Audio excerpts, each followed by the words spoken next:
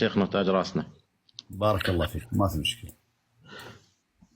الريس راح اصعدك بس خليك شوي هادي، لا تجننا مثل كل يوم، خليك هادي شوي. ها السلام عليكم. سلام. تفضل شيخ خالد، ماذا لديك؟ عندنا سؤال نسأل عن اعتقاد الشيعة في حديث ويح عمار.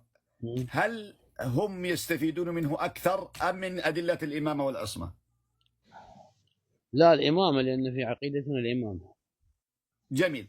إذن الشيعة يوم صفين ماذا استفادوا من أدلة الإمامة ومن أدلة العصمة أو من حديث ويح عمار؟ هذه حرب، شنو علاقة حرب بالإمامة؟ لا، أليس الشيعة كانوا يرون هذا الحديث ورأوا أن المعجزة تحققت في عمار الذي أخبر النبي أنه تقتله الفئة الباغية أمام أعينهم، أدلة محسوسة أمام أعينهم، ومع مشاهدتهم لقتل عمار ذهبوا وضغطوا على علي بن أبي طالب وأكرهوه أن يقبل بالتحكيم مع معاوية. تفضل. شنو هسه، وين الإلزام، وين بالموضوع إذا كان الحديث أشهر من الإلزام يدل على أنهم لا يؤمنون لا بأدلة الإمامة ولا بأدلة العصمة ولا بالشهرة. حتى بالشهرة هي شيخ خالد؟ ليش؟ هي بالشهرة؟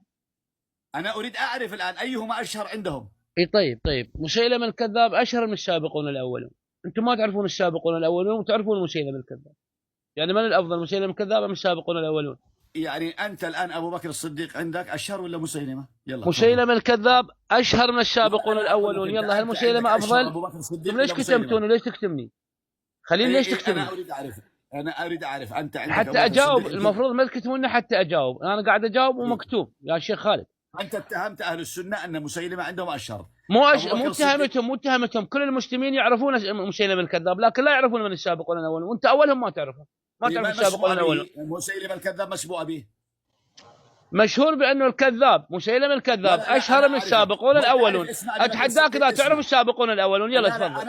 أنا طاهر السعودي. السابقون الأولون. يلا تفضل. أنا طاهر السعودي. أنا أتحداك أنت بكل اسم أبي.